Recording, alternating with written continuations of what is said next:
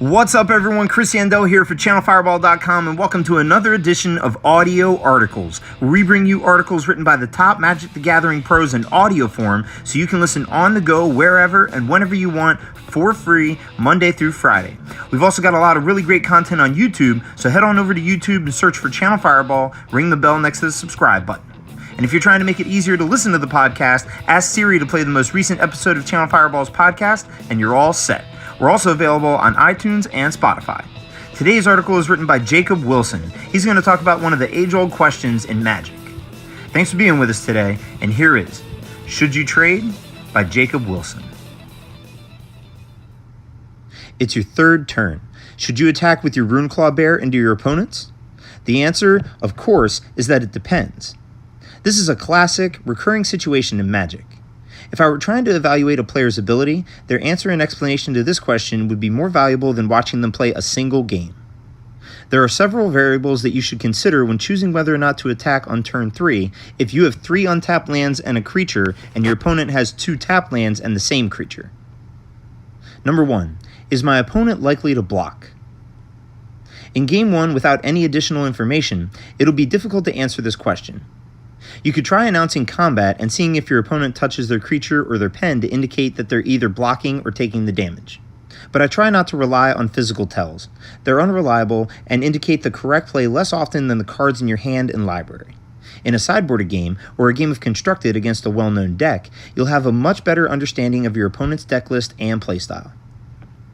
Number 2. Do I want to race?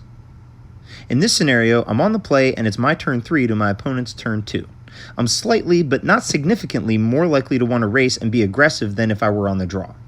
It's an inherent part of modern Magic that the attacking player generally has an advantage over the blocking player because of the mechanics and cheap combat tricks in recent years. Raid, Exert, Landfall, Arbor Armament. The factors that should influence your decision the most are the cards in your hand, the cards in your library, and then the cards you believe to be in your opponent's hand and library.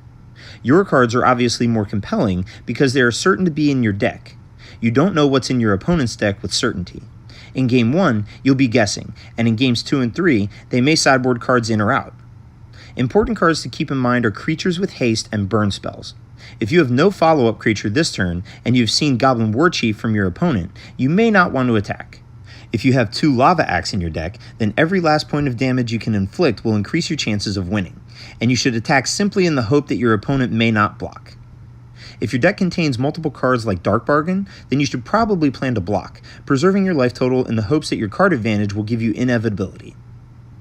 Number 3. Do I want to trade? Whether or not you want to trade depends on a few factors. First, do I have pump spells? If you have Arbor Armament in your hand, then attacking provides a high upside potential play. If you have multiple Arbor Armaments in your deck, but not in your hand, then you may decide to wait until you draw one. If you have Wild Onslaught in your hand and a creature to play on turn 3, then you do not want to trade a creature right now. Shana Sisei's Legacy is similar to Wild Onslaught in that it compels you to avoid trading. If you have a spell like Run Amok that can only target an attacking creature, then you're basically forced to attack, compared to a trick like Arbor Armament that you could use on defense. You don't want to risk the chance that the game may end with a Run Amok still in your hand, or that your opponent will have available mana the next opportunity you have to cast it. Next, does my opponent have pump spells? If you have 0 pump spells in your deck, then you will likely want to attack and offer a trade.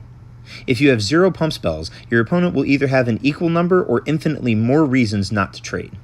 If your opponent is not going to block to set up an impactful Wild Onslaught, then you should at least charge them a few life points to do it.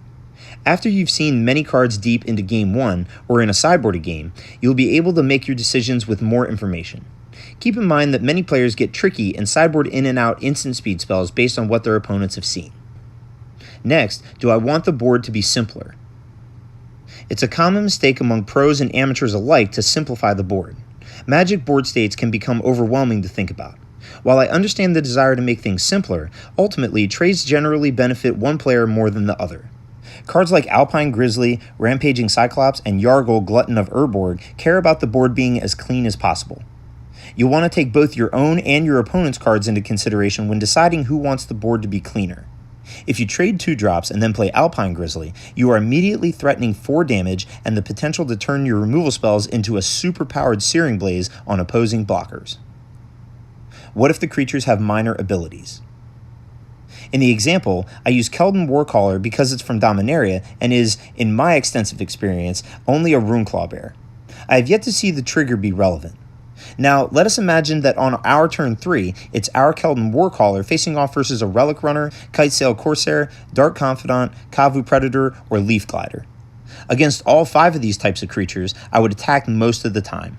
Relic Runner and Kitesail Corsair will be tough to block with your Keldon Warcaller.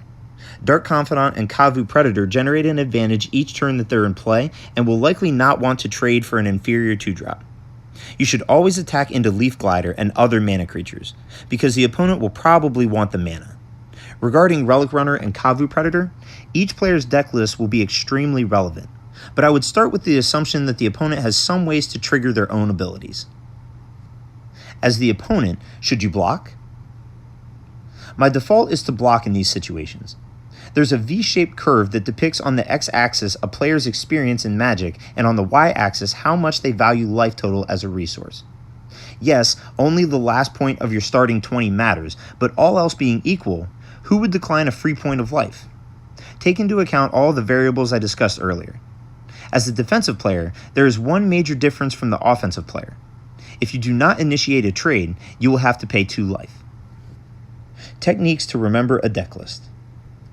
Much of my advice requires that you memorize your own deck list. If you're playing online, you can easily reference it. If you're playing in a professional REL event, then you'll be required to register one. Writing anything down helps with memorization. If you're playing a casual event, you may still want to be competitive. I recommend that you lay out your deck and mana curve to visualize which spells you have at each mana cost and stare at it for a few minutes. Before each game you play, count your library with the cards facing you. This will give you a refresher on what's in your deck and will double as a check to make sure that you're presenting both a legal deck and that you have sideboarded as you planned. While you're playing, you can make note of any important instant speed tricks and haste creatures in your opponent's deck to consult during sideboarding and future games. As I've started to branch outside of Magic, I realize that I don't even know where to begin in many fields and other games, which has motivated me to write about fundamentals of Magic. Please let me know in the comments which areas in Magic you have difficulty thinking about. That does it for this episode of Audio Articles. Make sure to head over to channelfireball.com and leave Jacob a comment about what you thought about today's article, or you can hit him up on Twitter at JacobWilson95. Also, make sure to check out CFBEvents.com. You'll find all the information about the upcoming GPs there. Follow us on Instagram and Twitter, and make sure to subscribe to the YouTube channel. Thanks for being with us today, and I hope to see you soon. And until then, peace.